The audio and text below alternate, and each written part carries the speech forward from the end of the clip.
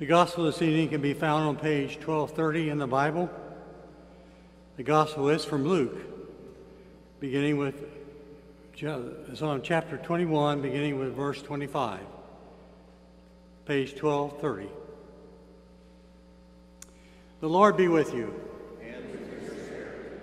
A reading from the Holy Gospel according to Luke. Jesus spoke to his disciples. There will be signs in the sun, the moon, and the stars, and on the earth distress among nations, confused by the roaring of the sea and the waves. People will faint from fear and foreboding of what is coming upon the world. For the powers of the heavens will be shaken. Then they will see the Son of Man coming in a cloud, with power and great glory. Now when these things begin to take place, stand up and raise your heads, because your redemption is drawing near. And please go to verse 34. Be on guard so that your hearts are not weighed down with dissipation and drunkenness and the worries of this life, and that day does not catch you unexpectedly like a trap. For it will come upon all who live on the face of the whole earth. Be alert at all times, praying that you may have the strength to escape all these things that will take place, and to stand before the Son of Man. The Gospel of the Lord.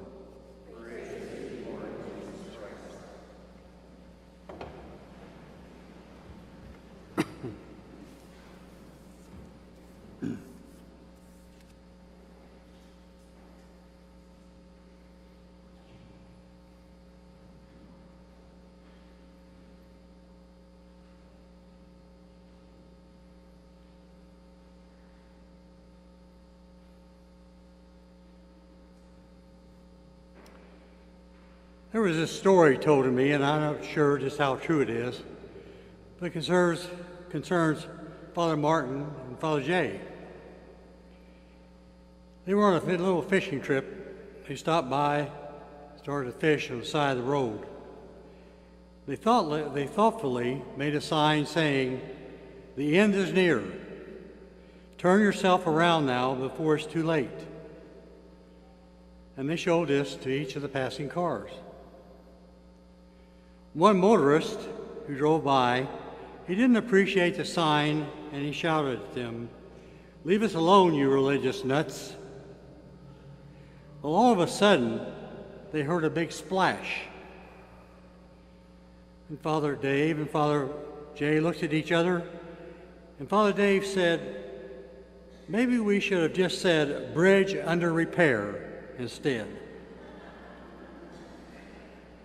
Now, is that true, Father Dave? Okay. You know, as we're entering another year, the subject of this first Sunday of Advent is the end of the world, about which the two priests in the story warned. Advent comes from the Latin word adventum, which means literally coming. This coming does not mean primarily the coming of Christmas bonuses and gifts, Santa Claus and Christmas parties, but the coming of the historical birthday of Jesus, as well as his second coming at the end of time.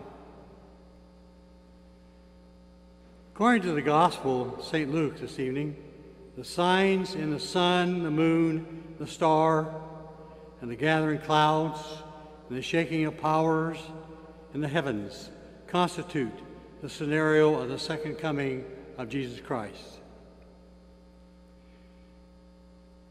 You know, the early Christians expected this coming to take place in their own lifetime. They were waiting, and they ran out of patience. When it didn't happen, they gave in to a moral laxity, characterized by indulgence, drunkenness, and worldly concerns. Christ's second coming will happen. However, we do not know when, Jesus himself admitted, "As for that day or hour, nobody knows, neither the angels in heaven nor the Son, no one but the Father." But the truth of the matter is, the coming of Christ takes place when we pass away from this life into the next. In short, the end of the world for each and every one of us is when we die. Our personal judgment ensues, and at the end of the world, the general judgment. Once there was an aging, wealthy man who lived alone and began to make preparations for his own death. He bought a memorial plan, and weekly he visited the site where his mortal remains would be interred. Some months after feeling that the end was near, he executed his last will and testament. That being done, he invited his relatives to come and see him. And after a hearty meal, the kindly man began to dispense some of his valuables and personal effects. Well, a few days later, he died.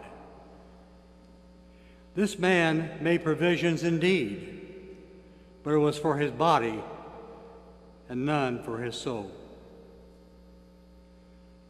Hence, the Lord admonishes us to prepare, to stay awake at all times.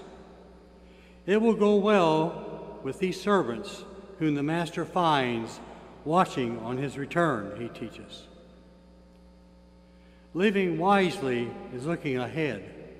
Living wisely also means not only providing for our present physical and material concerns, but also spiritual needs, something we often forget or neglect.